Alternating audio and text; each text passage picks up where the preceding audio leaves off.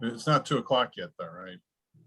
Right. So thank you everyone for joining us. We're just going to give it a couple more minutes while everybody gets into the room for Ingenuity, Mars Helicopter. How did they do that with the National Aviation Hall of Fame and the National Aeronautic Association? So get comfy. You all are in for an out of this world experience.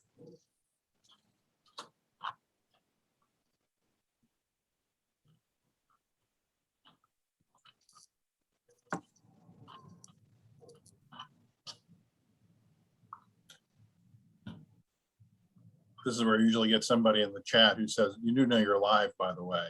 Yeah, we do. We're waiting till 2 o'clock.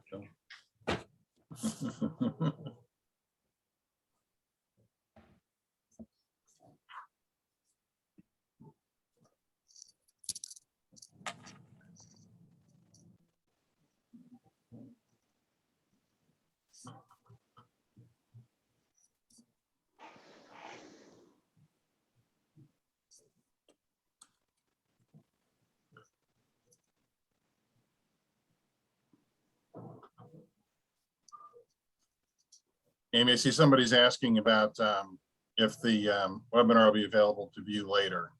Absolutely. Yep. Yeah, it'll be available on both our websites. Right.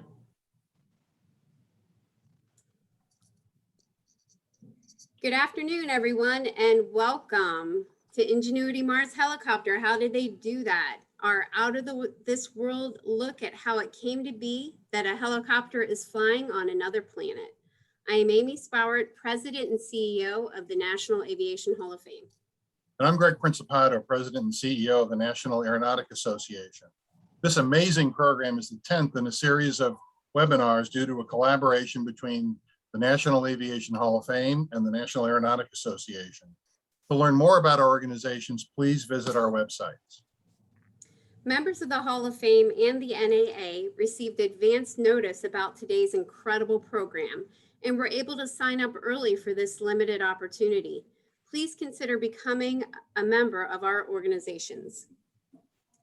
The National Aviation Hall of Fame honors and celebrates the lives of those who have dreamed things and achieved things that have never been done before.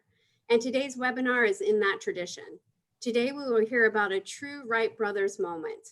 During our webinar today, you will hear from the team that transformed into the unimaginable into reality.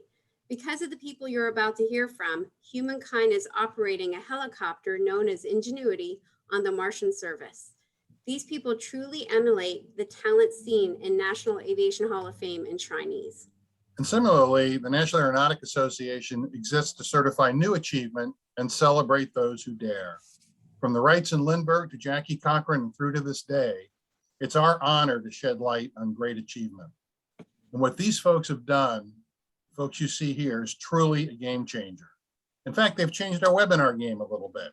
Our regular viewers know we maintain an ongoing dialogue, but this information is such that it really requires some uninterrupted time to get across.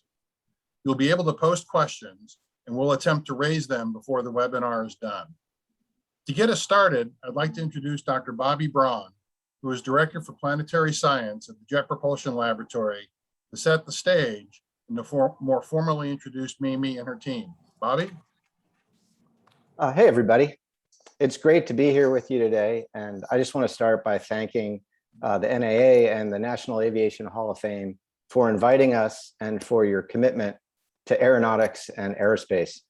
We couldn't be more excited to be with two organizations that understand how important it is to constantly reach for the skies and beyond.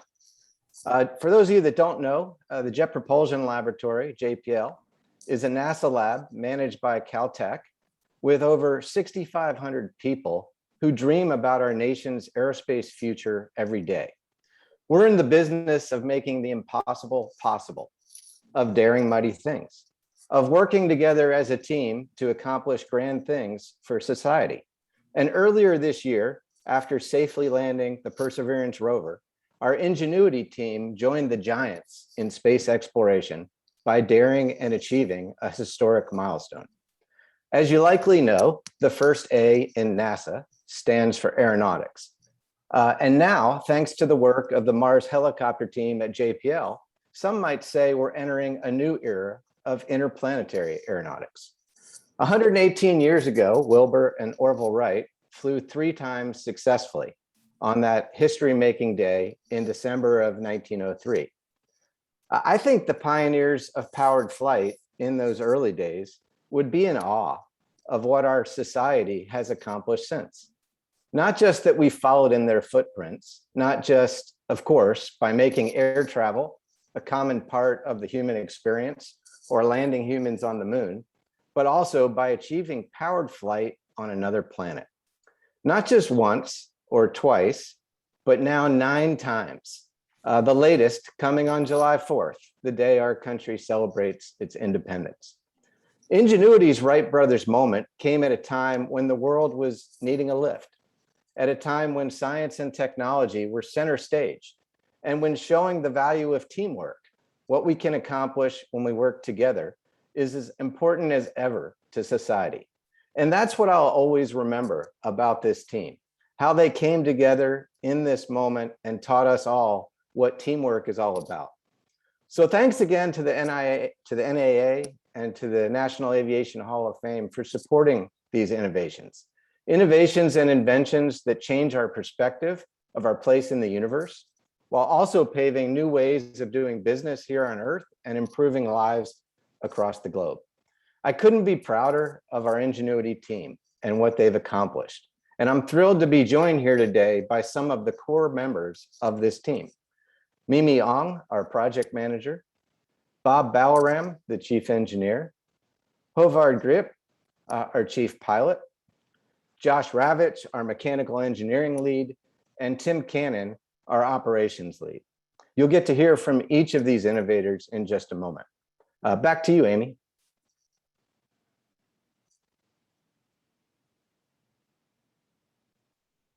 Yeah, Sorry, technology. got it. Thank you, Bobby. I would like to remind viewers to go ahead and post your questions and we'll do our best to work them in. I have the absolute amazing pleasure of introducing the leader of the team. Mimi, the floor is yours. Thank you. Thank you, Amy. Thank you, Bobby. Thank you, Greg. Good morning, good afternoon to everyone, and thank you for having our team at this event. We are really excited to be here together to tell you the story of the first chart, please. And I hope Tim shows the picture of Ingenuity helicopter. All right, next chart. So we're here really happy to be sharing with you the story of Ingenuity Mars helicopter. This is the close-up photo of Ingenuity, the helicopter that has been flying at Mars, as Bobby mentioned, 9 and counting.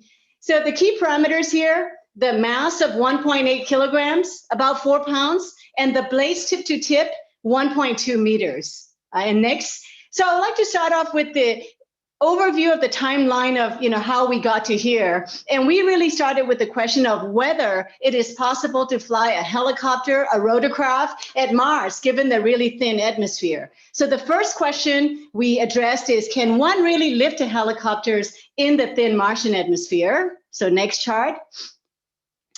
And if you click next, we started by building a 3rd scale prototype and taking it into our 25-foot space simulator chamber at JPL with Mars-like atmospheric density. And we got the lift, but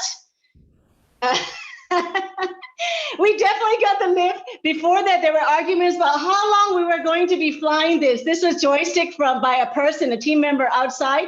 We're going to fly 20 seconds, 30 seconds. We got the lift, but we definitely learned that day that we have stability and control of a helicopter in Mars atmosphere is very different. So next chart. We got the lift, but so our management and headquarters, everybody gave us another question.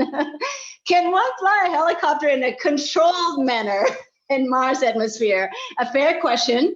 And so that flight, the chart before was December of 2014, right? Next chart. By 2016, we had gone on to build a full-scale proof of concept helicopter. This is a 1.2 meter rotor system with, next chart, please, onboard computer-based closed loop control. And we went back to the 25-foot chamber, and this is May 31st of 2016. And we successfully flew the first ever autonomous, closed loop control flight in Mars-like atmosphere. This really was a historical moment. This is the first time anybody had flown a rotorcraft in this thin atmosphere. It was between 7 and 8 torr atmosphere in the chamber. And the vehicle took off, hovered, landed successfully. So personally for me, my opinion, this was the most important flight in our project. Next chart. So then the next question, at that point, the question of can we fly in a controlled manner fully answered. The next big question become, can one build that helicopter to survive the environment and operate and fly as designed at Mars? So next chart. So then the next is in 2017, our team successfully designed and built that full up helicopter that needs to be, right, to be operated at Mars within that 1.8 kilogram limit. So that was a huge milestone because this entire, you see from head to toe, came in at 1.78 kilograms, something like that, really under 1.8. And next chart, we took that helicopter back to the 25-foot chamber, and now what you're seeing is the engineering development model flying on its own power. It's carrying its own batteries, all the computer boards that are controlling with the real-time control based on onboard sensors, and a fully capable demonstration on the engineering development model. And so, next chart.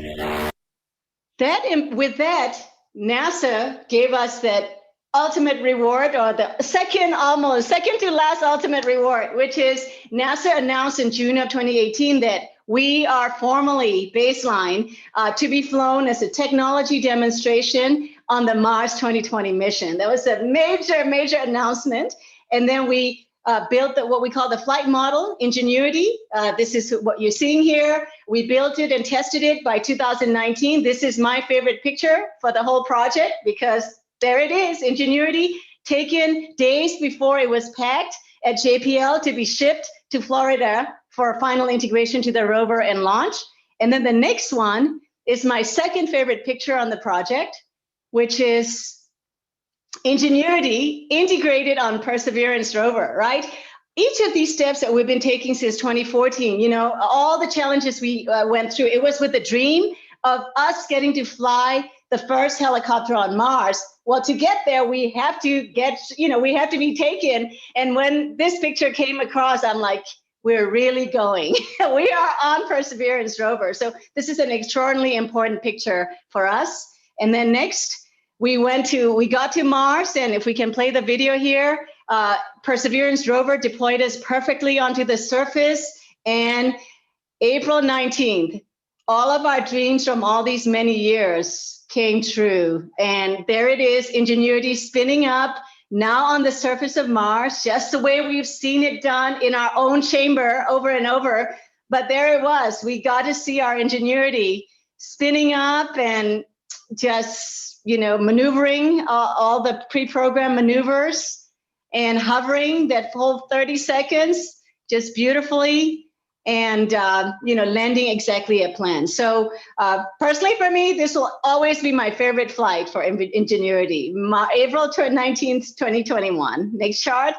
And, just looking at the timeline, how fast it was, right? From December 2014, when we said, oops, we got the lift, but, we need autonomous control, to May 2016. Yes, we've flown it to, by January 18th, flying that full up engineering development model, less than 1.8 kilograms, to February 19, Ingenuity tested and being delivered to the rover and then launched. And looking back, each of those steps was really first of a kind, and it was really unnerving, each of these steps that we were, progressing through.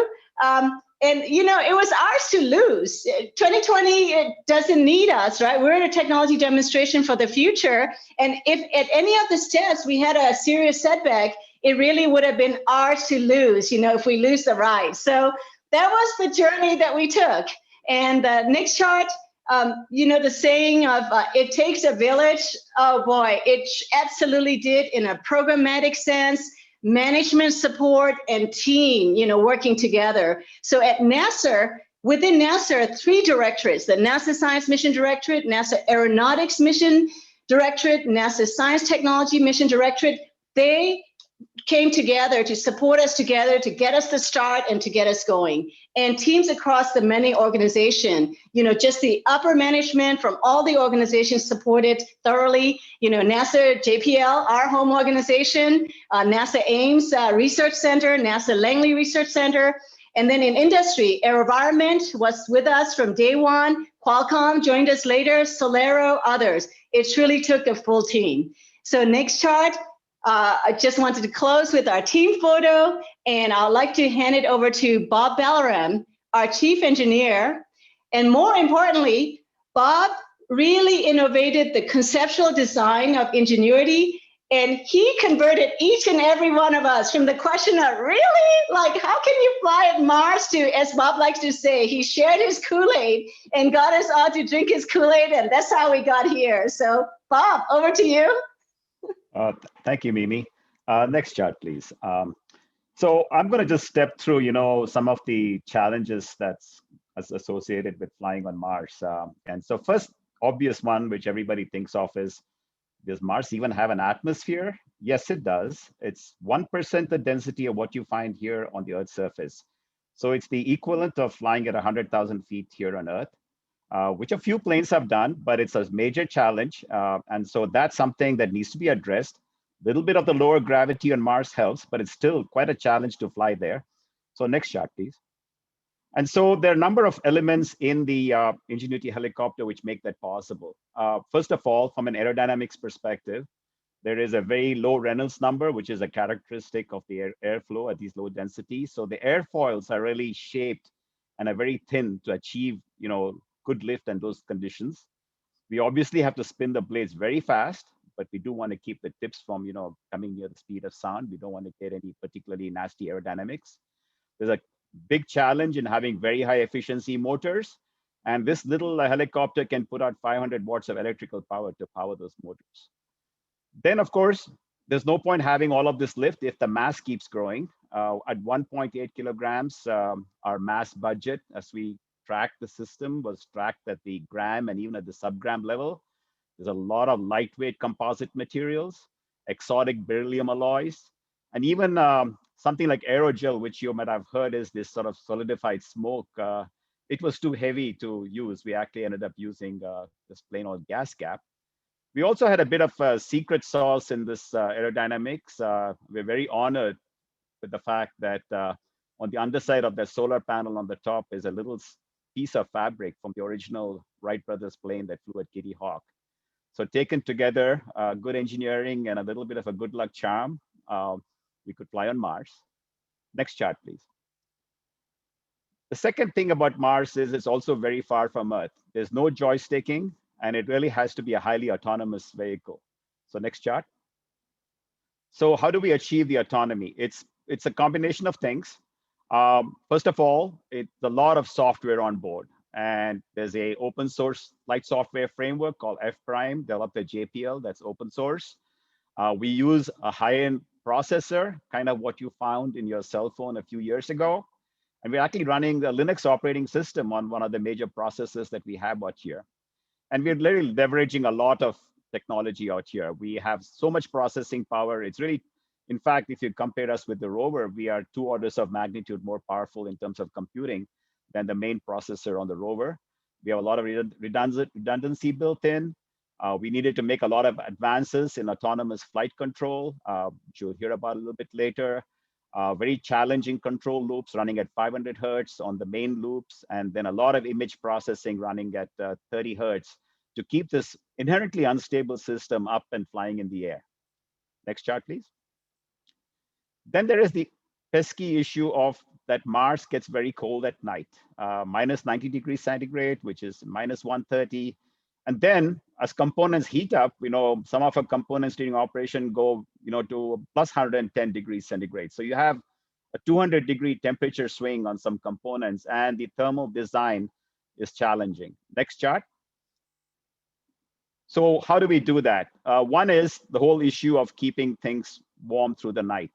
We use carbon dioxide, which is the constituent of the Mars atmosphere, as an insulation. The multiple internal radiation battles. Ingenuity is very much like a reptilian in its way it absorbs the sun's energy. There's a very high absorptivity custom coating, so that essentially Ingenuity basks in the sun during the early part of the day and warms up internally. But once there's also an additional assistance from an active thermal control, which not only keeps the batteries from freezing overnight, but also pre-warms our batteries to allow us to fly with a nice hot battery that can provide those 500 watts of power that I mentioned. And so actually it turns out that almost a major chunk of energy is just running things like heaters through the night. It's really the flying part in terms of an energy budget is actually a fairly small portion. And it's only now in some of our later flights that we're even beginning to see significant energy usage regarding flight. Everything else is really all about keeping warm and surviving the night. Next chart, please. Then, of course, there is the whole issue that it has to be not just an aircraft, but it's a spacecraft. Two completely different design universes with their own methodologies, their own practices, how you build things in a rugged way. You have vacuum conditions, G-forces, and radiations that's not seen by an aircraft. Next chart. So how do we do that? All the parts that we use, including a lot of the commercial ones, were radiation and temperature screened. We designed and tested the system to withstand pyroshock events. There are a lot of small explosions that go off as we get released onto the surface of Mars. And there are a lot of vibration loads, which are the functional equivalent of being at a 60 G static load. And then there is all the carefully designed and tailored flight processes that allows you to build a spacecraft with all the approved materials and all the approved ways in which you put things together. So you have a very high confidence that things don't fall apart once you're actually in space. Next chart. And it wasn't that we had to do this all by ourselves. We had to be on the Mars 2020, a major astrobiology mission. We had to be extraordinarily clean. And so the next chart talks about a lot of that. Can I have that, please? Next. Okay, thank you. So specifically, a lot of stringent cleaning protocols. We need to have very low bacterial spore count, no outgassing that would mess up other systems on the rover. All our interfaces with the rover were sort of like class A, high quality, stringent, most stringent battery tests. We had to guarantee that we didn't, interfere in any way with the rover electrically or, on the radio frequencies. So major issues to make sure that we were the safest and most well-behaved passenger on the rover. Next chart, please.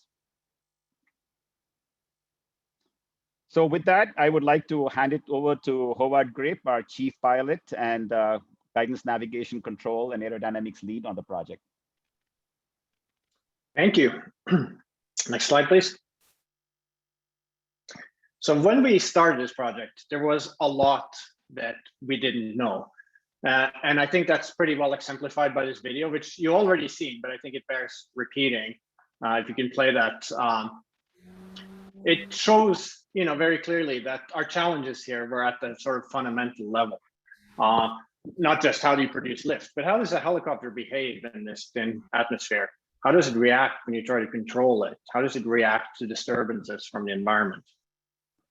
And so what we discovered is that what we really need to do is we need to teach us how to fly on Mars. Next slide, please. That teaching process, began with modeling and computer simulation. We put a lot of effort into creating our own custom simulation that we live with to this day, and that's been a backbone for a lot of the project. If you play the first video here, you'll see a video of a simulation of our first flight on Mars prior to that flight taking place. What that simulation did is it allowed us to really study the details of what's different between flying on Earth versus on Mars. And maybe just as importantly, it taught us how do you have to build a helicopter in the first place in order to make it possible to fly it? Because mechanically, and aerodynamically, it's just not the same. And so it comes to things like sizing the rotor and how stiff does it need to be? What kind of control authority do you need? Those are all things that we learned using those tools. And then we launched into an intensive test program with aerodynamic experiments in our 25-foot space simulator. If you play the next video, you'll see just one of many, many experiments that we did there, where we exercised the rotor controls and measured how the system responded in terms of forces and torques to those inputs. And only after doing all of that, we could then graduate to actually performing free flights. Next video, please. That video shows one of those flight tests that we did. And at this point, when we were flying with this kind of hardware, we were no longer in a mode where this hardware was dispensable. It's not like we could have a crash like what Mimi showed with that early vehicle. This was, value hardware that, it didn't have to work. So every time we went to, got to this point of actually flying a helicopter, it was a little bit of a heart-stopping moment. Is it really going to work? And it did every time. And we never had a crash. Next slide, please.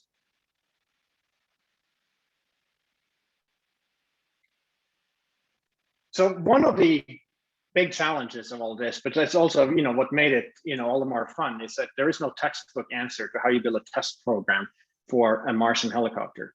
So we kind of had to use our creativity a little bit here in how do we, build up the right tests. One of the things that we wondered, for example, is like, how do we measure how the helicopter react to airflow over the rotor, like, would be caused by a gust. So you play the first video, you see one device that we built explicitly for that purpose, and you see it in action there, swinging the helicopter back and forth in the chamber, just so that we could get some airflow over the rotor and measure how the helicopter responded to that. Later on, we decided that's not enough. And if you play the next video, you'll see a helicopter in front of the next thing we built, which was a wall of fans. And these are CPU fans, the kind that we had to scour the internet for these to find 900 of them that we put in the chamber and blow air at the helicopter. And of course, they weren't made for this environment, so they would overheat within a few minutes of us turning them on. So every time we had to choreograph all our tests very carefully so that we could fit it right into this little window. And if we didn't manage to do that, then we all had to, go out for lunch and come back later on in the day in order to try the experiment again. Another thing that we did a lot of is just flying the helicopter by hand, which you see in the middle here. It looks a little silly, but it's actually quite useful for certain types of tests. And then when it comes to gravity, because gravity is higher on Earth than on Mars, we had to help it out a little bit in a lot of our tests. And we had to, basically lift up on it, give a little bit of assistance in the least obtrusive way that we could come up with. And that least obtrusive was by using fishing line. So you can see that on the picture on the right there is a helicopter hanging from a thin piece of fishing line. And that was also, just a little bit nerve-wracking to have our precious hardware hanging on that thin piece of line. Next slide, please. Another challenge of flying on Mars is we don't have GPS. And so the helicopter, in order to keep track of where it is at any point in time, we had to build a navigation system, which we did by using a camera looking down on the ground together with other sensors. And in order to make this lightweight enough that it could fit on the helicopter, we had to use the kind of sensors that you find in your cell phone or that you can buy for your drone. You see a couple of examples of those here. And we assembled a custom system based on that. And in testing that, we kind of went into our backyard behind JPL. If you play the next video, you see a short clip of what that looked like flying our navigation system on a surrogate helicopter behind JPL. Next slide, please. So now that Ingenuity is operating on Mars, we're finally getting to see, how well is it all working? Is it meeting our expectations? And the answer is it is. It's performing beautifully. It's really in very good agreement with all of those simulation models that we spend all the time putting together. And at this point, it's traveled, over 1.6 kilometers over the course of 9 flights. So just for reference, in those tests that we did in our chamber here at JPL, we could go half a meter from one side, to the other. And that was it. And now it's gone 1.6 kilometers. So that's pretty exciting. The one exception to everything just, performing perfectly was in flight 6, where we had a little bit of a wild ride because of a time damping anomaly in the images that arrived 30 times per second into the navigation algorithm. So that made for some interesting flying with some fairly large oscillations. But the helicopter survived that fine because of the robustness of, first of all, the algorithms that are flying it, but also just because it's built, to withstand, a little bit of a beating. And so with that, I, would like to hand it over to our mechanic who can take credit for a lot of that, Josh Ravage.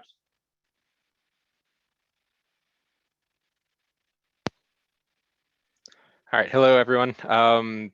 Yeah, Tim, did you want to go to the first slide? Thank you.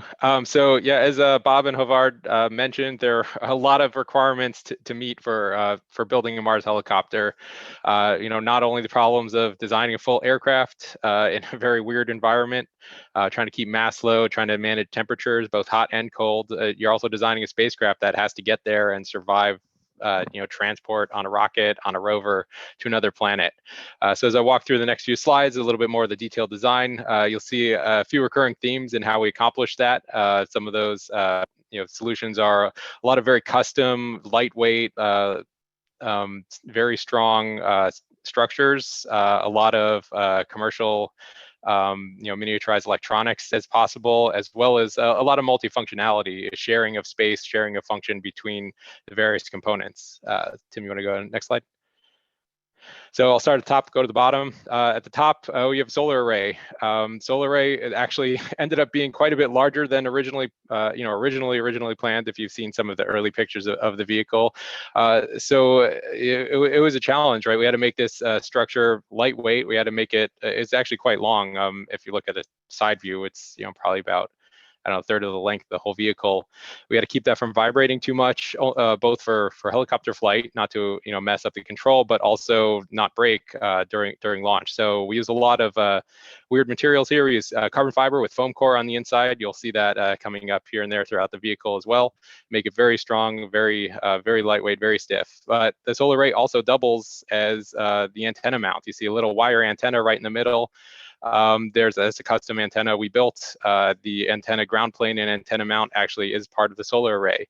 It also triples as the electrical interface to the rover. It's hard to see in this angle, but there's a little green area there.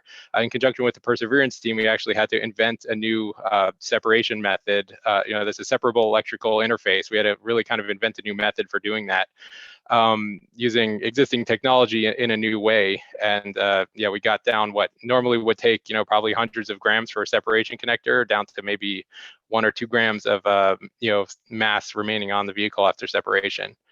You want to go to next slide? Of course, probably what everyone's interested in, the blades. Blades are about a little over a half meter, like 1.5 feet long each. They are as well carbon fiber, very thin carbon fiber layer over foam core, and each blade weighs about 40 grams, so 1.5 ounces.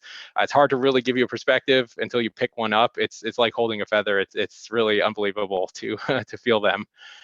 As well, propulsion motors, these little discs that you see on top of the blades are actually custom-built motors with a beryllium alloy that Bob mentioned, hand-wound motors, extremely lightweight, very specialized design to the helicopter. As well, the hubs that hold everything together, custom carbon fiber, as well miniaturized swash plate mechanisms on both rotors that provide both cyclic and collective. You want to go to the next slide? Moving downwards, start at the left. The legs, carbon fiber tubes. Feet are very custom, thin-shelled carbon fiber, designed that way to try to avoid sinking into the surface, handle any type of surface, whether soft or hard, that you land on, as well as landing at off angles. Trying to keep the legs. If you look at the top of the legs, there's actually a little titanium structural mount plus a little damper to keep it from bouncing too hard. And then over to the right, the mast. It's hard to see. There's so much stuff on it, but another very custom designed carbon fiber spine that holds the whole vehicle together, but it also serves as an electrical conduit. And there's about 70 wires running through the inside of that thin carbon fiber tube, heading to both motors, both rotor systems, as well as up to the rover. Next slide, please.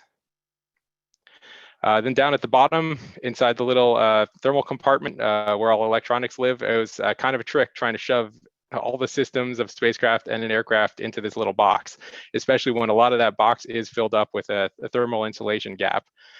Even trying to hold that gap in place was very difficult. You see these little yellow stalks sticking out of the edge of the green circuit boards. Those actually hold an internal blanket that's you can't see behind the normal blanket.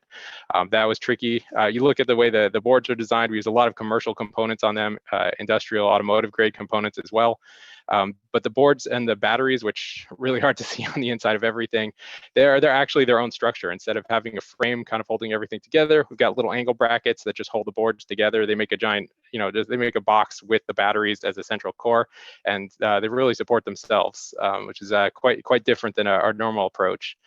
You can see down at the bottom, the altimeter lives there. Our cameras actually live on the altimeter. They bond to the altimeter. That's our main structural mount.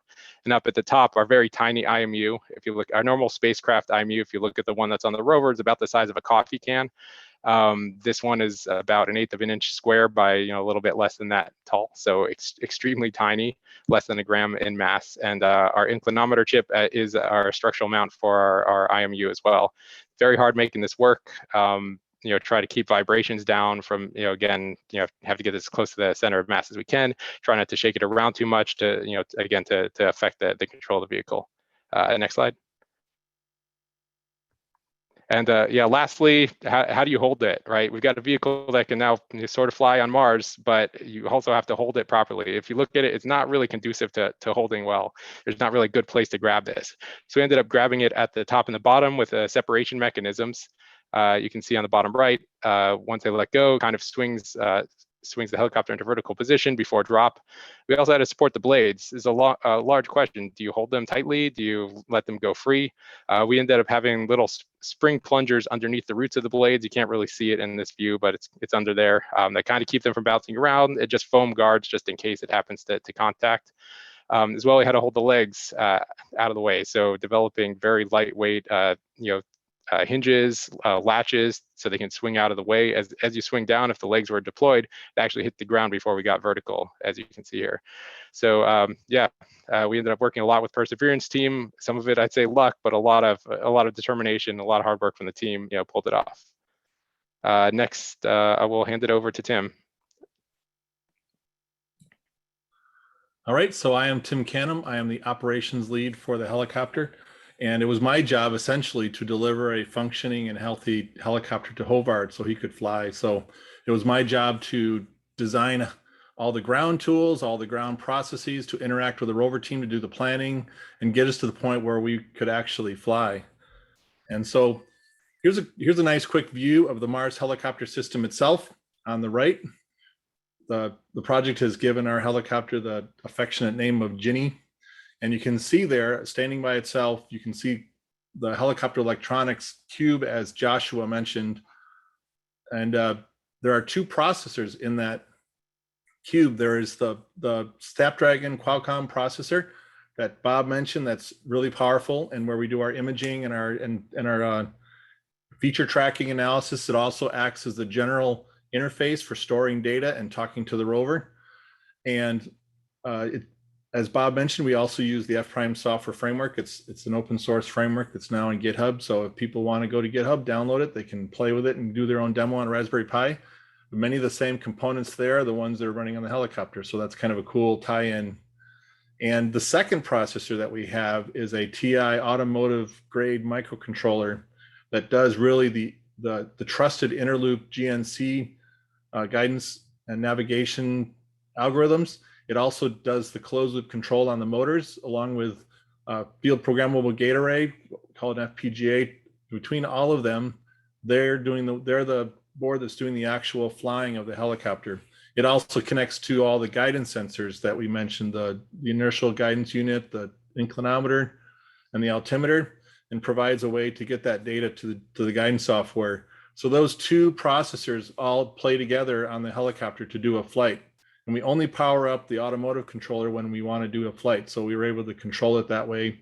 So on days that we talk back to the rover, when we're just transferring data, we don't need to turn it on and save the power.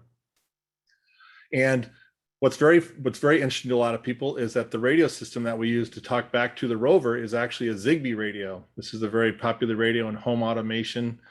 If you've ever controlled your thermostat or sprinklers or other things, it's a very reliable radio protocol that it's not super fast, but it's been extremely reliable during our project. By our estimate, after millions and millions of radio packets sent back and forth between the rover, so far we've counted a total of about 2 that we've dropped. It's been extremely reliable. And so the way that we actually interact with the rover is we built and delivered a whole nother box called the helicopter base station. You can see a view there with the cover off. It takes the same boards that are on the helicopter electronics on that image in the upper right, and it just refolds them into a different shape and interconnects them in a different way so that we can reuse a lot of the work that we did on the avionics boards. So that box has that same Zigbee radio, and it acts as an instrument payload on the rover. So we talk to the rover via a good old-fashioned UART interface, a serial port, and that's how we do our flights. Is Percy, as it's affectionately known, will turn on the base station, and the ground team has developed commands and sent them to the rover, and the base station waits for the helicopter to wake up and then commands the helicopter. And so the helicopter gets all the credit because it's doing the exciting flights, but the base station has also been soldiering on, quietly doing its work and without any problems, and providing a place for us to interact with the rover. So that kind of gives you an idea of how it works. So Percy will wake up the base station, talk to the helicopter. So what I wanted to do next was show a chart that shows the path of the data. It's actually quite complicated in many ways, because as other people have mentioned here, there's no operator on Earth just standing there joysticking the helicopter around. And the way that the rover itself operates on Mars, a Martian day is called a sol. What the rover does is every morning the Perseverance team sends all the commands to the rover for the day. So as part of the Perseverance team, we write all of our commands into what are called a sequence. It's just essentially a long list of commands that do whatever activity we want for the day. So on a flight day, that sequence just includes all the commands we need to do a flight. So the Ingenuity team develops, designs, and tests these sequences. And then on the day we want to do a flight or any other activity, we take those sequences and we deliver them to the Perseverance team. The Perseverance team in that morning uplink to the rover will send all those rover commands that include not only what the rover is doing, but what the helicopter is doing. They send up a whole batch of commands, and then those commands execute during the Martian day. So sometime during the Martian day, we've been typically doing our flights around noon Mars time, and that's when the base station wakes up and talks to the helicopter. You can see the helicopter commands go over to the rover, and then from the rover to the helicopter, and then we do our flight. And during all this time, the helicopter is broadcasting data back to the rover, which is sampling it and storing it for later downlink. But because all these commands are sent early in the day on Mars, and then essentially Earth disconnects, all of our flights have been with nobody watching, unless you include Perseverance itself with those glorious videos we got early in the flight. But there's no humans watching any of this happen.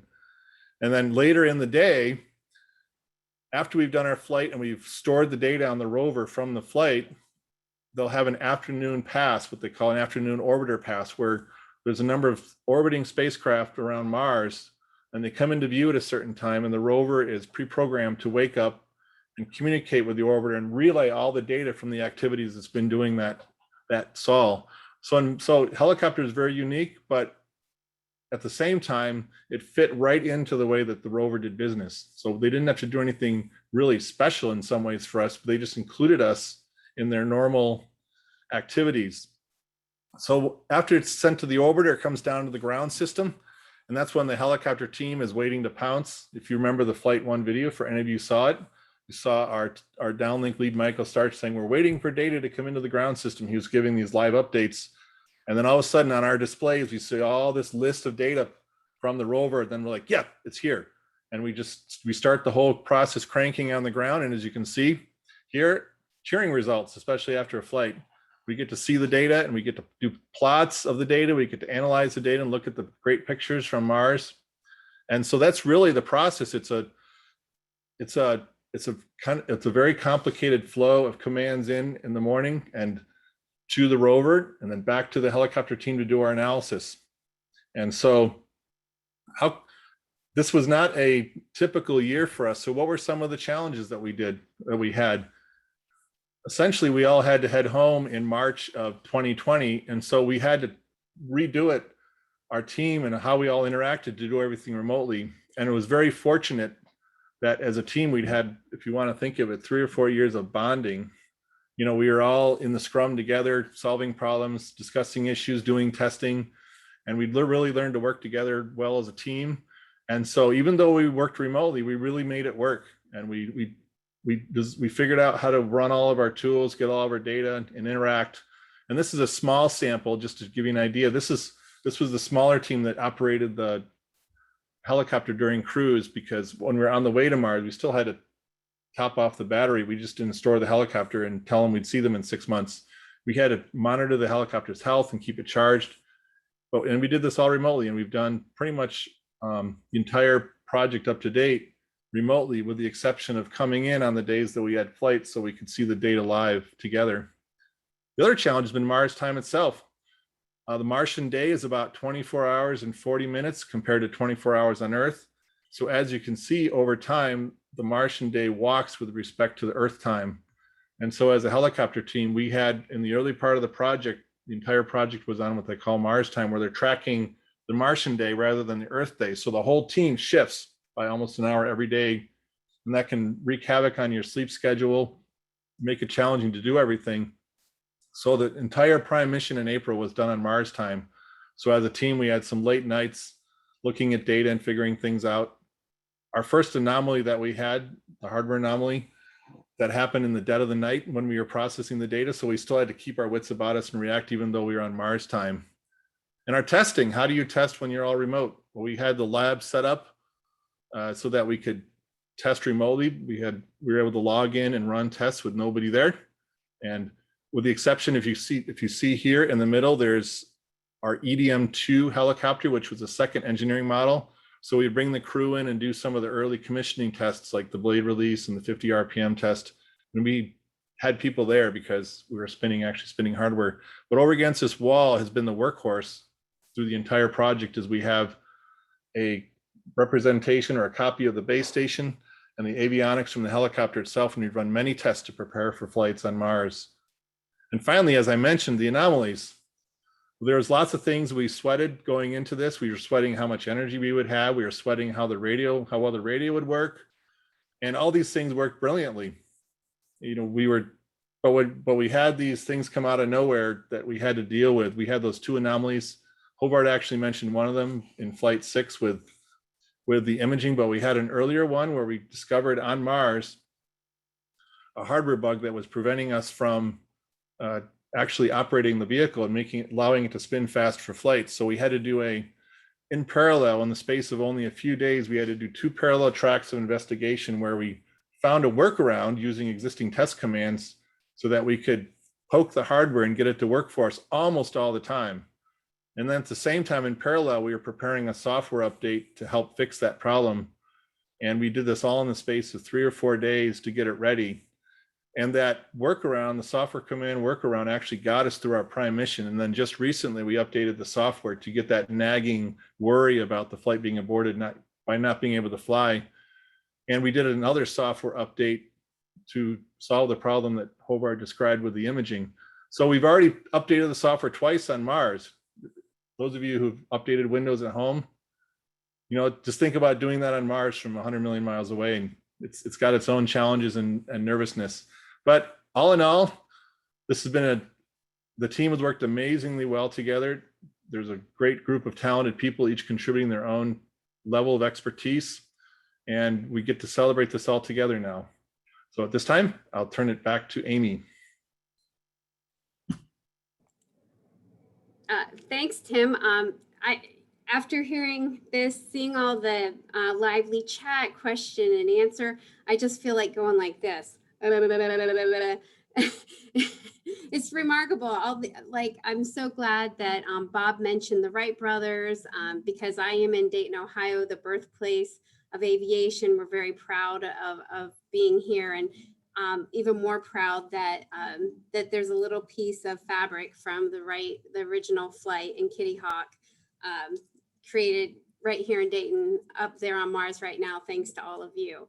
I'm going to open up some questions now, and I do know that there are a lot of really good questions and chat going on. If any of the panelists at any time see something that they feel strongly that they want to address, please let us know, and know that we have everybody from young school kids to people around the world at high level. So the questions and comments are a huge range. So anything you feel you'd like to address, otherwise Greg and I are going to try to work that in.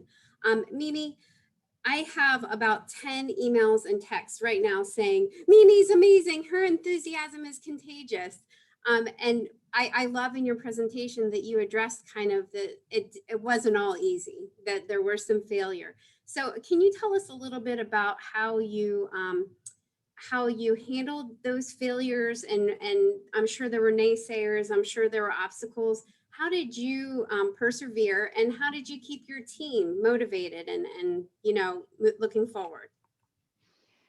Yeah, I think the first and foremost is we all believed in the fundamental why we're doing it. I think all of us, as we were going through this, all the challenges, is we wanted to add aerial dimension to space exploration. We have spacecraft orbiting, planets, and we have rovers, but we're not flying, right? We're not using that dimension. So I think it's really important that we have a team that really is driven by this much higher cause than any of us. So I think we were, first of all, bonded by that. Second, in terms of, anybody saying, hey, we don't think it's possible, are you sure it's possible? That's an interesting one, because some of the folks who really fairly question, because there is supposed to be so little atmosphere, they're the most respected, people in our community, and we have very, mutual respect.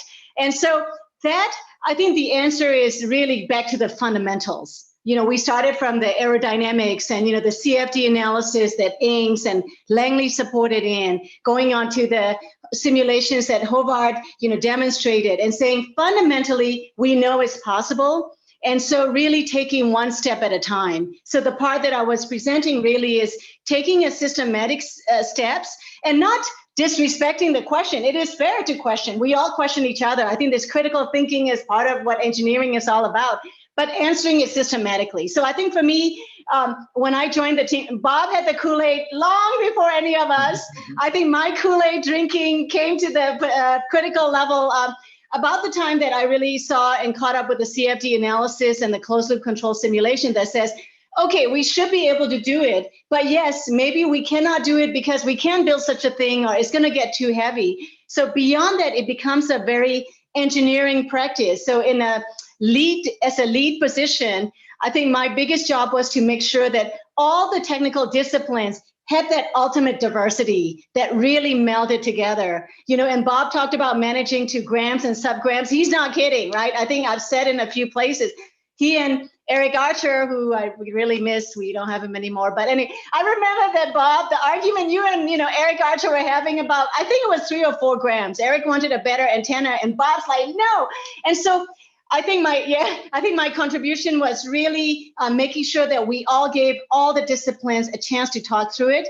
The second thing is that I think Hobart mentioned it, or maybe Josh mentioned just now, and Tim too. Every discipline had to excel on their own, but not in their own world. That they really had to know the full helicopter system. I mean, one meeting, there was something about a rotor blade system and some challenge we're talking. Next thing, I think it was Tim that says, oh, okay, buddy, we can solve it in software. Everything was touching everything. So I think those were, being open-minded and having the ultimate sense of working together was how we overcame the challenges. Mimi, you talked about discussions and disagreements and all that. I know when we talked last year, it's coming, and I'm hoping that everybody who had a different opinion weighs in here on the team. Why did you call it a helicopter and not a drone? Oh, okay. Well, okay. This is totally me, and this, I'm sure a lot of people disagree. I really didn't want the word drone used for a Mars helicopter engineer, this first round for the following reason. As you're hearing, right, this was fundamentally challenging. I mean, this 1.8 kilograms, it's really hard. And so I think what, in Hobart's and, Ames and Langley AeroVironment area, even modeling the blade, modeling it into 32, 33 equivalent pieces and modeling lift and drag of each of these, little pieces, integrating them together and getting the dynamics and modeling the whole simulation around it and sending those out, like simulations determining how to specify hardware requirements and software requirements. So we were going back to really like the Wright brothers, because fundamentally things were so different on Mars. There we go. Things are so different. And we really were tackling the fundamentals. To me, the drone is like a developed technology you can order online, and you have to learn to fly it, but, we should be able to learn to fly it. We were writing the fundamental equations and testing them. So I really felt strongly that it be called a Mars helicopter until now we're getting close to when it becomes a norm one day, right? To fly a helicopter at Mars, we really now understand the fundamentals. We really understand the equation. We're ready to go forward. When they become a norm, please feel free to call it a drone. Anyway, for that reason, I've always been very emphatic about not using the word drone, but I think other team members should hit me on the head because, what's the big deal? I don't know. I felt very strongly about it. I think that's great. I think that's an outstanding answer to that. Hey, Bob, what's your biggest surprise in this whole thing? What was easier or harder than what you expected? Well, I was motivated by the fundamental physics and engineering. So at one level, there is no surprise. But at another level, it's the sheer interplay between all the technical disciplines that had to be managed and thought through. I learned so much. I learned more from the team than anybody could possibly imagine. I had to touch every technical discipline. And so what surprised me was that when you have a clean slate, where you don't have a lot of boundaries between subsystems, you really get some really, really wonderful engineering done. And the fact that that went through so well, and the proof is there, and Mars has been somewhat benign in the sense that many of our worst case contingency scenarios never came to be. But I think the very fact that we designed and planned for all kinds of contingencies has led us to a place where a somewhat benevolent Mars has allowed us to fly very robustly. At some fundamental level, I don't have a really major surprise, but it's been extraordinarily pleasant to see everything work out great.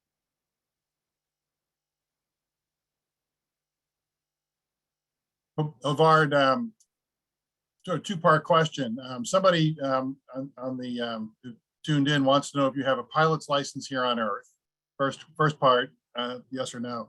But then talk a little bit about practicing flying in conditions that can only be simulated and really kind of guess. I mean, you have science that tells you what it's probably like there, but it's still sort of you have to simulate it and all that. Did all the simulations give you? Do you feel like an accurate depiction of what you faced? So number one, do you have a pilot's license? And then the second part. Yeah, so the answer to the first one is yes, I do have a pilot's license. And I used to, before I came down to Southern California, I used to live in Eastern Washington, right on the border between Washington and Idaho. And I used to have a Cherokee 140 that I flew around in there. And if anyone, it's on this call, has ever been there, you'll know, just how beautiful it is up there and just a great place to fly. Now, as far as the simulations, how do you practice something with this?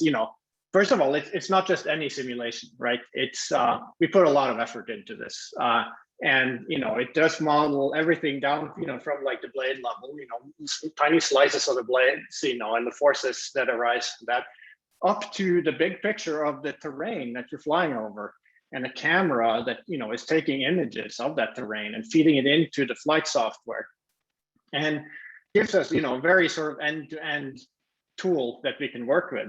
And so I did get some questions, at various times, like, why aren't you out, flying, a drone and practicing this and, seeing how it bounces on landing and doing all this stuff. And I said, well, we are practicing, but it's in simulation. And this is, we're putting, our eggs in that basket and we're going to trust it. And it turns out, we were able to do that, and maybe even more than I even dared, hope for, because it has been extremely predictive of what's been going on Mars, and even some of the things that we could do in simulation that I wasn't sure, is this really, telling us the truth? Well, yeah, it turns out on Mars is pretty much as robust as what we found in simulation. Josh, I have kind of a technical question that somebody put in the Q&A that I think is super interesting, and then also more of a general question. The question from the Q&A for Josh is, was there any special lubricants used on Ingenuity? And then also, interesting to think about your emotions from takeoff to the point when we saw everything come down. I know you probably get that question a lot, but I think, how did that feel to you? Can you walk us through it? Yeah, I guess let me do the technical one first. We do use lubricants. I guess they're not special in the space industry, but maybe they're special relative to, to Earth. We use both combination of dry foam lubricants as well as oil-based lubricants, but they're fairly common in space for low outgassing. They might not be as good in some ways as Earth, some Earth lubricants we use, but they're pretty standard. Materials. I won't give you necessarily the names, but yeah, they're definitely there. We use a few different types. As far as how I feel, I don't know. That's a tough question. I'm sure we're all stricken with a lot of emotions. On one hand, I think engineers tend to just be very, focused on like, okay, let's just do the job and get it done. And Mimi will always say that, me and a few others on the project never let her celebrate until it was over. But yeah, it's just, I don't know. I can't answer that question. Maybe some of the others have a better answer for how they feel about it. Just, you feel kind of pride and happy you're able to, contribute to something like this. But yeah, I imagine, Bob and Mimi and Havard. I can honestly say that Mimi captures the entire emotional gamut of everything the team has felt. So you want to know what we feel like, Mimi says it the best. So just watchers, not only here, but elsewhere. And she just does that so well. So thank you, Mimi. Well, I can also chime in, yeah, Josh. And then we always have to watch Hovar's expression after every test flight. If he's not smiling, I knew that I wasn't supposed to smile. Hobart has sort of that young Liam Neeson look, I think. Looking at him right here. Hey, Tim, you worked sort of on the software side and all that kind of thing. Were there? I can't imagine, trying to do something like this on the software side with no precedent whatsoever. So maybe talk about that for a second, but also, were there any lessons that you learned in doing all this that might be applicable to help pilots or others here on Earth?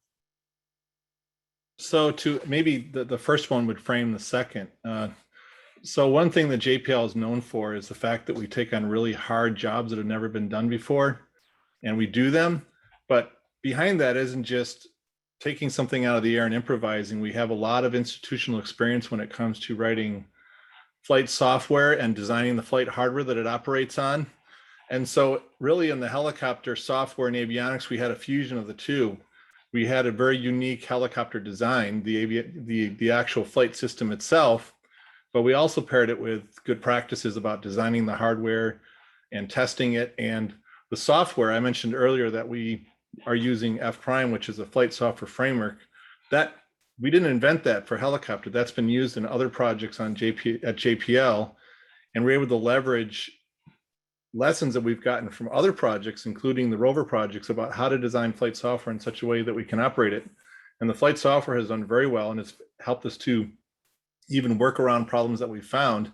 And it gives us bushels of data, gives us lots of visibility into the spacecraft, that's the helicopter. And so it's really a fusion of the unique technology development that we did for helicopter, but also leveraging JPL's institutional experience about how to build these things in the correct way for a flight system.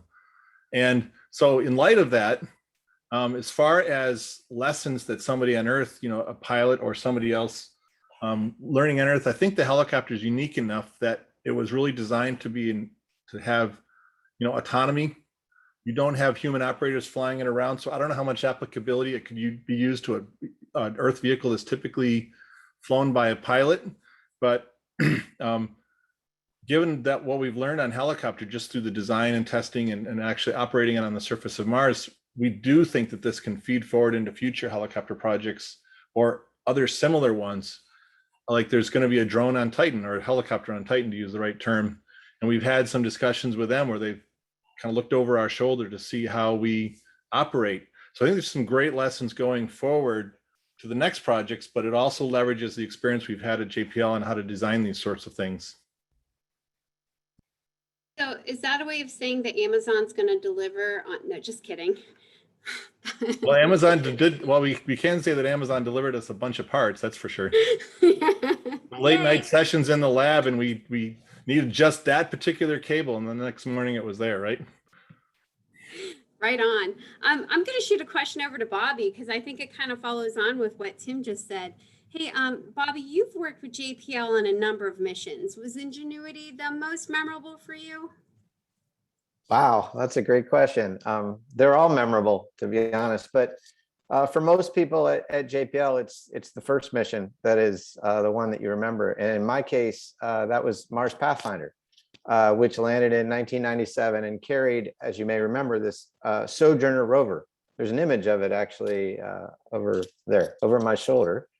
And the Sojourner rover was a little rover, about the size of a baby, that set the path, if you will, for all the future rovers that we have embarked upon.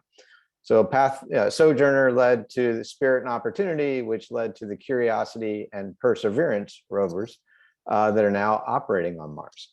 And I believe that Ingenuity is much in the same mold as Sojourner. I think it's a Pathfinder.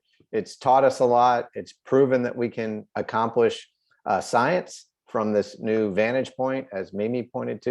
You know, Flight 9 proved the science potential of this system. The science team is incredibly excited about the results that were returned.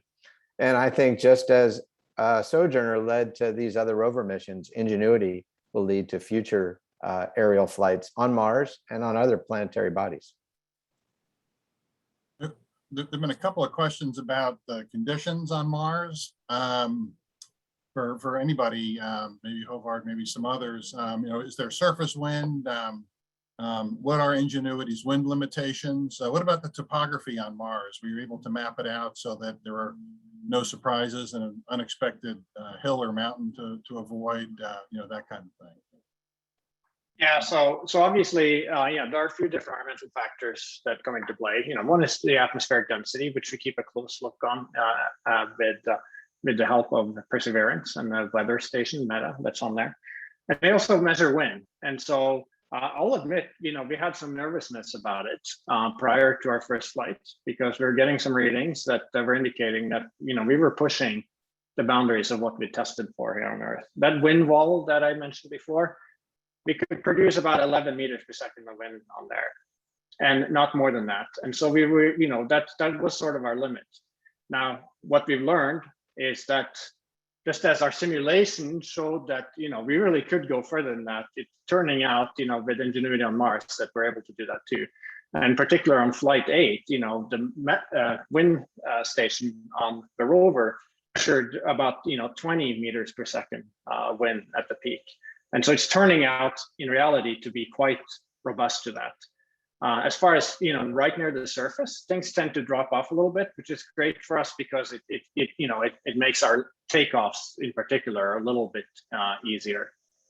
In terms of the terrain, that's a great question. It's, of course, you know, it's important, you know, in order not to fly into terrain, but even beyond that, you think of, you know, a helicopter or something, you know, it just, you know, can fly above the stuff that's below it.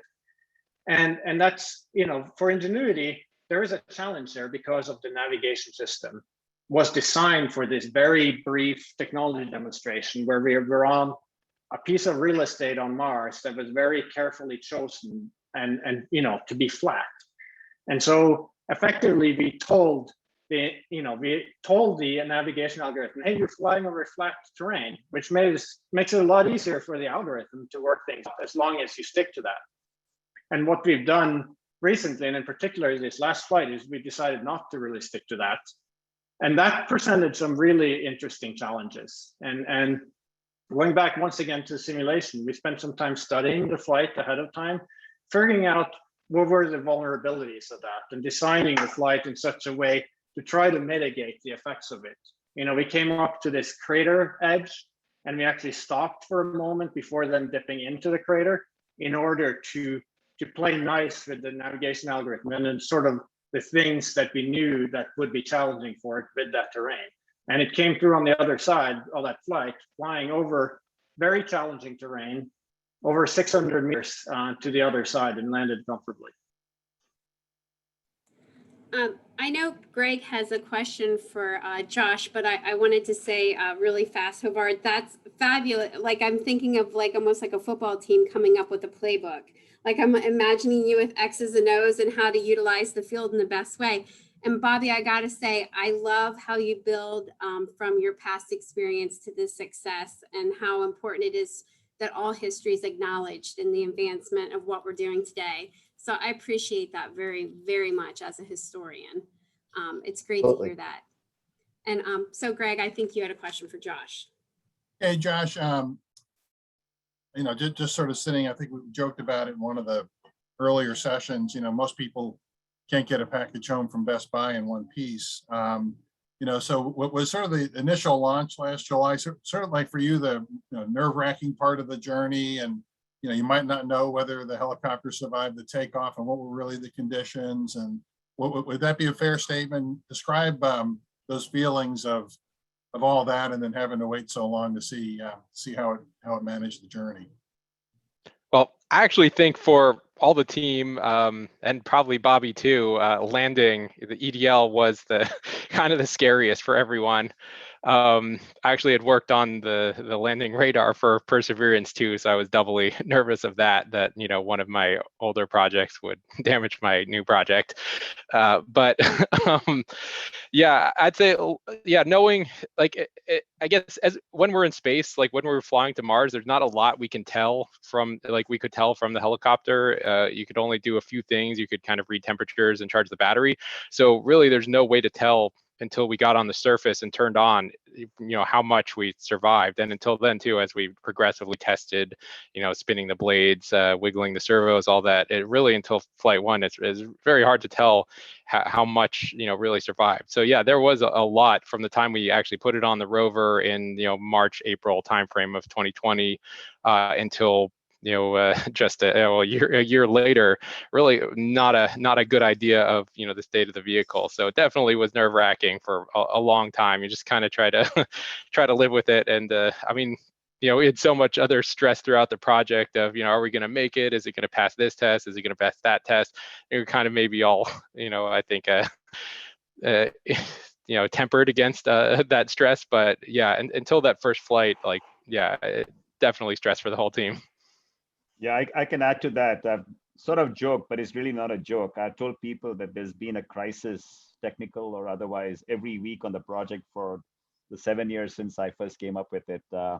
So in some sense, I'm kind of immune. It's or at least agnostic as to which one is more stressful than the other. But it's been a great ride that way. But it's been full of surprises because we're doing things for the very first time. And that's where that Wright brother thing comes in, right? I mean, it's just fabulous. Tim, like I said, after you spoke, I went like this. So I'm almost afraid to ask you anything. So I'm going to throw you a softball, as they say, because I think one of the things I'm seeing in the chat and the Q&A again is people are very interested and intrigued by the fact that a lot of the software that you're using is stuff that's actually, like, you did create a lot, but some of it's actually, I don't even know the right words to use, things that they can use here. So if you want to talk about that some more, that would be great. But I'd also like to know what you found to be the biggest surprise, the easiest and hardest surprises for you, because I think everybody has challenges, but sometimes if you're creating something like software, there's no basis. Like, how do you do it? Well, I would fall back on what I said earlier about we did have some good experience coming into this to leverage that, but it's one of those things where you have a talented team and you just go in and solve problems. And I was a software lead, but we also had other engineers on the team that brought their own software specialties and contributed in unique ways that I didn't even anticipate. We had a slot to fill with a certain job, but they came on the job and turned out they had other talents, that we took use of, and all this stuff fused together to make this software work. And so I think that was really, really key. And that same, experience in the past really led to formulating that software framework that we use. So we had the leverage of other engineers that weren't even on the project, if you will, other JPL engineers that contributed. And so this is going to sound maybe a little funny, but the thing that in some ways worried me the most about when we finally got to deploy to Mars wasn't this flight software, but that was my flight software hat, but I was also the operations lead hat. And we had spent the better part of a year designing all these procedures and actually writing software that operates on the ground, because the helicopter is not just sitting there waiting for us to talk to it. Because of energy management, we have to put it to sleep, and we have to run, heaters overnight to keep it warm, and all those different features have to be managed in a way that doesn't endanger the helicopter. For instance, if we have a wrong setting on a heater and it's running all night at the wrong temperature, it can drain the battery to nothing. And if we set these alarm clocks in an incorrect way so that the helicopter doesn't wake at the same time the rover wakes up, then you got to go find it. So I like to joke, Flight 1 was very stressful in an exciting kind of way, but more so on Hobart. But the first 2 days were the most stressful for me in many ways, because when we dropped to the surface and we sent the first commands to the helicopter, first of all, echoing what Josh said, it was a great relief that this processor that we hadn't powered on for over a year, it'd been like a year and 3 or 4 months, and we even powered up the main processor on the helicopter. We didn't even know if it would power up. We didn't know if it would talk under the rover, because it was under the belly. There's a big metal rover between the helicopter on the helicopter antenna and the base station antenna. And we had to set these heaters in order to get through the first night and set the alarm clocks to wake up the next day. And we'd practiced all these ground tools and the software that we ran to program these alarm clocks, but we had to set it, and then we had to basically wait for it to wake up the next day. And that was probably the most stressful time for me, as in my role as operations lead, is it going to wake up when we told it to? And did we set the heaters correctly to get through the night without completely draining the battery? And were our models and our views of how much energy it would use during the night, was that right? There was a lot of unknowns. And so when we were crowding over the monitors to see the data on that first day after we dropped, and the data came flowing in, and we saw that the helicopter woke up within a second of when we told it to, that was a glorious moment for me personally, because I was just sweating, all this practice we've done, and we have this unique asset on the surface of Mars. And did we actually design everything to operate it correctly? And so that was, once we got past that, then my heart rate went down a lot until the first flight, which, then I could celebrate with the team. So I think that's really, for me, my role as the operations lead at that time in the project. We'd spent lots of time testing the software, so I felt pretty good about it. It was more this brand new set of operations, which was unique to helicopter, and everything we'd done to orchestrate that when that worked right, that was great. I think you're muted, Amy. If it makes you feel better, everybody around the world was holding their breath and jumped up and down with you. I'm sure you know that, but we all were. It was a beautiful moment for humanity. And who wakes up within 1 second after they're told to? Who Yes, does that? And what's funny is we actually had snooze buttons on the helicopter too. We had subsequent alarms that if for some reason, our rover was misaligned, we could catch it at a slightly later time. Well, I won't feel so bad hitting that snooze button a couple times tomorrow. Then. Thank you. We could go on and do this forever, I think. I think Amy and I would certainly like to do that. But, conscious of all y'all's time, I do want to ask Bobby sort of a wrap-up question. But Amy, if I could just have the 1 second here. A number of people want to know, and this could be yes or no, and any of you can answer. if Ingenuity tips over, does Perseverance have any way to not to put it back up? No, if it tips over, it's end of mission. We'll probably lose the blades, everything. But there's no reason for it to tip over. So it's kind of a moot question. This is not the Martian, the movie. This is Ingenuity on the real Mars. Oh, hello? Hi. You lost me for a second there. So did anybody, if you answered the tip up Yeah, question? they answered. Okay, so the internet connection in the room I'm sitting in isn't great. So which I feel kind of embarrassed about given the kind of thing we're talking about here. But Bobby, let me ask you a wrap-up question, and then Amy and I can close it. So, you know, as we talked about before very eloquently, I think this mission, Perseverance and Ingenuity, really captured the imagination of the country at a key time, really, and the world, really. So what's next? What does JPL have in line for what's next? Well, first of all, we're not done. Perseverance is still rambling across the surface, and in the coming months, we'll be collecting its first samples. It's there to sample various geological features on Mars and contain those samples and place them in a cache that will later be picked up and actually returned to the Earth. Ingenuity still has flights under its belt.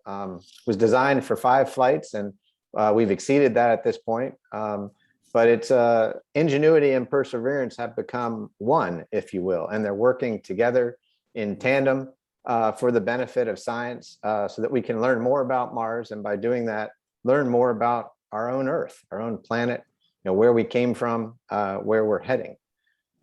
If you look broader than that, there's a number of really intriguing missions. JPL is working on something called Europa Clipper, which will launch in just a few years.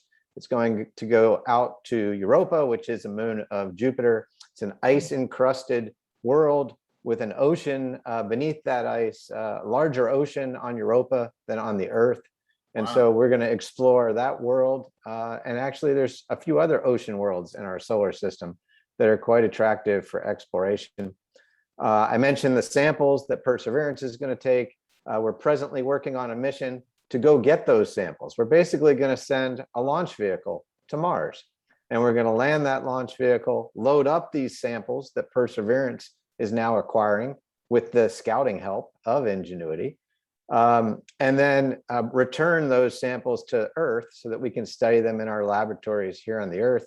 That'll be the first round trip mission to or from another planet, something that has never been done. Of course, we had round trip missions to the moon, but not to a planet, and something that, you know, you would want to do robotically before you try to do with humans.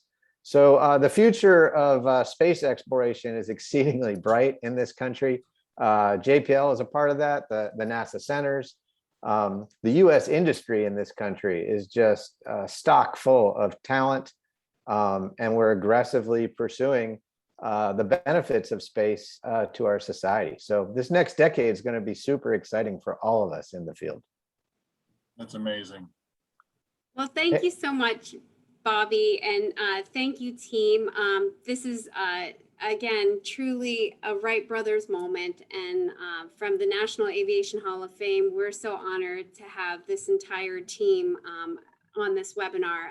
And Greg, over to you, National Aeronautic Association. Yeah, let me add my thanks, and the thanks to the National Aeronautic Association, to Bobby, Mimi, and the team, and also to Nora Mainland for helping arrange this amazing opportunity. What you all have done is absolutely incredible. As I said before, it's captured the imagination of everyone, and you know, that you all sit there and you're all so real and so enjoyable, and I think our viewers really loved it. So thanks to all of you. Thank you to our viewers.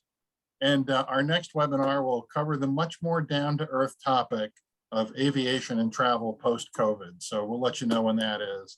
Thank you all again to JPL, Mars, Ingenuity, and Perseverance team. Thank you. Thank you. Thank you for having us. Thank you. Yeah, Thank appreciate you. it. Everyone has to wave. Josh, you're not waving. There you go. Thanks, everyone. Bye. Bye-bye. Thank you.